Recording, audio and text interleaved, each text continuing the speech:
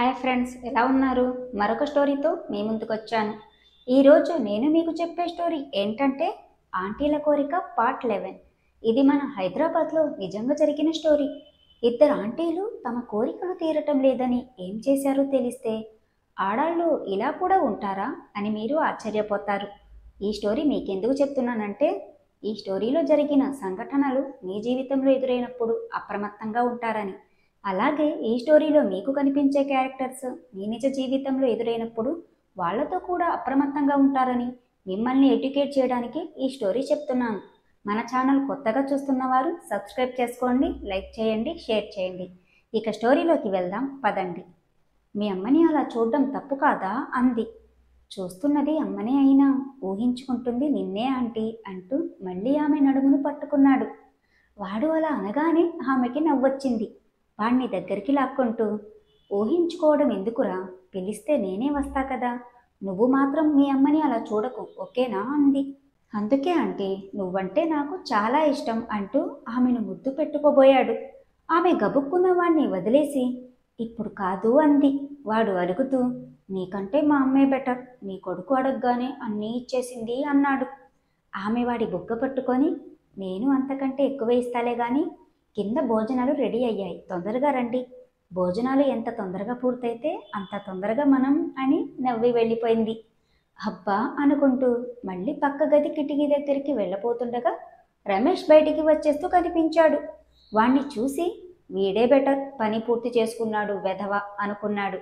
పని బాగా అయిందా అని అడిగాడు రమేష్ని. వాడు భారంగా నిట్టూర్చి, ఏంటి అయ్యేది, బయట మా అమ్మ మాటలు వినబడగానే మీ అమ్మ నన్ను తోసేసి బాత్రూంలోకి పోయింది, ఎంత బతిమాలినా బయటికి రాలేదు, ఇక నాకే విసుగొచ్చి వచ్చేసా అన్నాడు. వాడు అలా అనగానే రవి మనసు శాంతించింది. అయితే భోజనాలైన తర్వాత మన చెస్ క్యారమ్స్ ప్లాన్ అమలు చేద్దాం అన్నాడు రవి. సరే అన్నట్లుగా తలూపాడు రమేష్. వాళ్ళు అలా కబుర్లు చెప్పుకుంటూ ఉండగా ఫ్రెష్ అప్ అయిన ప్రమీల బయటికి వచ్చి వాళ్ళని చూసి, రండిరా భోజనాలు చేద్దాం అంటూ కిందికి వెళ్ళిపోయింది. ఇద్దరూ ఆమెని ఫాలో అయ్యారు. మధ్యాహ్నం అందరూ ఎవరి పనుల్లోకి వాళ్ళు వెళ్ళిపోవడం వలన ఎవరు లేరు గాని ఇప్పుడు రమేష్ మేనమామలు, తాత, అమ్మమ్మ, అత్తయ్యలు ఇంకా చాలామంది ఉన్నారు అక్కడ. మగాళ్ళు కూర్చొని ఉంటే ఆడాళ్ళు వడ్డించడానికి సిద్ధం చేస్తున్నారు. రమేష్ని చూడగానే బావా అంటూ ఇద్దరు అమ్మాయిలు పరిగెత్తుకు వచ్చారు. వాళ్ళని రవికి పరిచయం చేశాడు రమేష్. వాళ్లల్లో కాస్త పెద్దమ్మాయి, పేరు రాజీ, పెద్ద మామయ్య కూతురు, వీళ్ల వయసే. రెండో అమ్మాయి పేరు రవళి, చిన్న మామయ్య కూతురు. పరిచయాలయ్యాక, అవును పొద్దున్నుండి ఎక్కడికి పోయారే అన్నాడు రమేష్. మా ఫ్రెండ్ ఇంట్లో ఫంక్షన్ ఉంటే వెళ్ళాము చెప్పింది రాజీ. అంతలోనే పెద్ద మామయ్య రమేష్ని చూసి, రండిరా ఇలా కూర్చోండి అని చోటు చూపించాడు. వీళ్ళు పోయి అతను చూపించిన చోట కూర్చున్నారు. మరదళ్ళు కూడా వాళ్ల పక్కనే సెటిల్ అయ్యి, బావా భోజనాలు అయిపోగానే పైకి పోయి క్యారమ్స్ ఆడుకుందామా అన్నారు. వాళ్ళు పైకి వస్తే తమ ప్లాన్ వర్కౌట్ అవ్వదని, రేపు ఆడుకుందాంలే, నాకు నిద్ర వస్తుంది అన్నాడు రమేష్. కొద్దిసేపు ఆడుకున్నాక నిద్రపోదుగానే ప్లీజ్ బావా అంది రవళి. అవునరా, గ్యాంగ్ మొత్తం సెట్ అయ్యారుగా, ఇక తినేసిపోయి ఆడుకోండి కొద్దిసేపు అన్నాడు పెద్ద మామయ్య. దాంతో వీళ్ళిద్దరికీ నీరసం వచ్చేసింది. దానికి తోడు ముందుగా తమ భోజనం అవ్వాలి, తర్వాత పని వాళ్లకు పెట్టిన తర్వాత ఆడాళ్ళు తింటారు. ఇక తమ తల్లులు పని ముగించుకొని పైకి రావడానికి కనీసం 2 గంటలు పడుతుందని అర్థమైంది వాళ్ళకి. అప్పటికైనా మామయ్యల పిల్లలు తమని వదిలితేనే ఆ రాత్రికి పని అయ్యేది. ఇక చేసేది లేక అని మనసులోనే నిట్టూరుస్తూ భోజనం ముగించి మేడపైకి చేరారు. పైకి చేరుతూనే, నీకు మరదళ్ళు ఉన్నట్లు చెప్పలేదేంట్రా అన్నాడు రవి. చెప్పేంత టైం ఉందా మనకి అన్నాడు రమేష్ నవ్వుతూ. రవి కూడా నవ్వేసి, నిజమేలే, అయినా ఇప్పుడు వీళ్ళిక్కడ తిష్ట వేస్తే మన వాళ్ళు వస్తే ఎలారా, ఏదో చేసి తొందరగా పంపించేయాలి అన్నాడు ఆంటీల మత్తులో పడి. వాళ్ళకి మరదళ్ల అందాలు కనిపించడం లేదు. అసలు గమనిస్తే కదా కనిపించడానికి. పొద్దున్న ఒకసారి మరిగిన ఆంటీల రుచి వాళ్ళని నిలబడనీయడం లేదు. అంతలో మరదళ్ళిద్దరూ వీళ్ల గదిలోకి వచ్చేశారు. వస్తూనే అక్కడ ఉన్న క్యారమ్స్ బోర్డుని చూసి, అరే ముందే తెచ్చేశారా అని వాటిని సర్దుతూ, నేను బావా ఒక టీం అంది రాజీ. చిన్నప్పటి నుండి మీరిద్దరూ ఒకే టీం కదా అంటూ రవిని చూసి, ఇంకో బావ ఉంటే బాగుండు అనుకునేదాన్ని, ఇప్పుడు నువ్వు వచ్చావు, మనిద్దరం ఒక టీం ఓకేనా అంది రవళి. సరే అన్నట్లు తలూపాడు రవి. నలుగురు బోటుకు 4 వైపులా కూర్చున్నారు. రవి టేబుల్పై కాయిన్స్ని సర్ది స్ట్రైకర్తో కొట్టబోతుండగా అకస్మాత్తుగా కరెంటు పోయింది. ఒక్కసారిగా హబ్బా అన్నారు అమ్మాయిలిద్దరూ. ఛీ, ఈ కరెంటు పోతే కనీసం గంట వరకు రాదు అంది రాజీ. మగపిల్లలిద్దరూ మనసులో ఎగిరి గంతేశారు. సరే ఇంకేం చేస్తాం, రేపాడుకుందాంలే అన్నాడు రమేష్. ఇక వెళ్ళిపోండి అన్న సెన్సులో.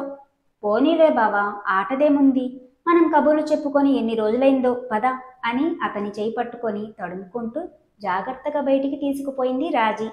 లోపల రవి రవళి ఇద్దరే ఉండిపోయారు. మనము బయటికి పోదామా, ఇక్కడ ఉక్కగా ఉంది అన్నాడు రవి. అని పైకి లేచింది రవళి. ఇద్దరు చీకట్లో తడుముకుంటూ వెళ్ళబోతుండగా రవళి మోకాలు క్యారం బోర్డుకి గట్టిగా తగిలింది. దాంతో హబ్బా అని బాధగా అరిచింది తను. ఏమైంది అన్నాడు రవి కంగారుగా. మోకాలికి దెబ్బ తగిలింది బాధగా అని కాస్త కుంటుతూ బయటికి వచ్చేసింది. ఆమె వెనకే రవి ఫాలో అయ్యాడు. బయటికి రాగానే 2 అడుగులు వేసి అబ్బా అని మోకాలు పట్టుకొని పడబోతుండగా రవి చప్పున ఆమెని పట్టుకున్నాడు. బాగా నొప్పిగా ఉందా అన్నాడు రవి. అంది. సరేరా ఇలా అని ఆమెని జాగ్రత్తగా నడిపించుకుంటూ డాబా పిట్టగోడ దగ్గరకు తీసుకువచ్చాడు. ఆమె గోడకు ఆనుకొని కింద కూర్చుండిపోయింది. కాళ్ళు చాపి మోకాలిని నొక్కుకోసాగింది. రవి కూడా ఆమె పక్కనే కూర్చొని బాగా నొప్పిగా ఉందా అని అడిగాడు. అవును అంది బాధగా. అయోడెక్స్ ఉందా అడిగాడు రవి. మీ గదిలోనే షెల్ఫ్లో ఉంటుంది, కాస్త తెస్తావా అంది రవళి.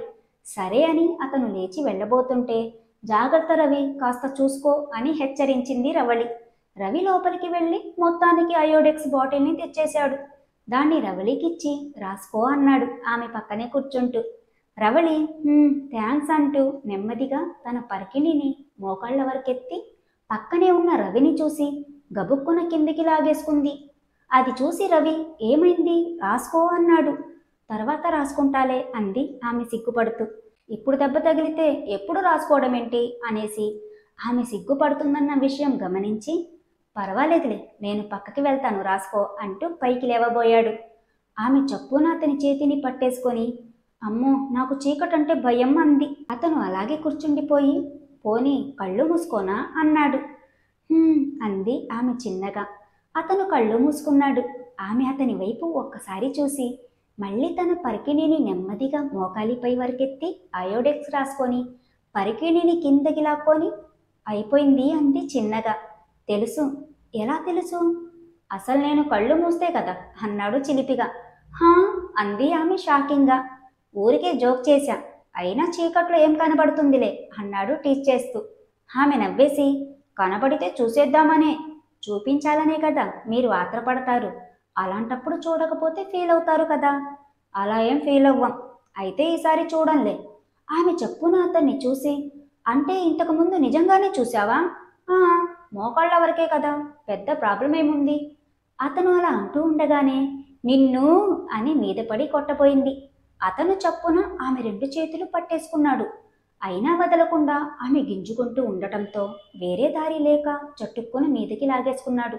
దాంతో ఒక్కసారిగా ఆమె అతని మీద పడింది. ఈ ఎపిసోడ్ ఇంతటితో ముగిస్తున్నా ఫ్రెండ్స్. మళ్ళీ నెక్స్ట్ పార్ట్లో కలుద్దాం. అంతవరకు బాయ్.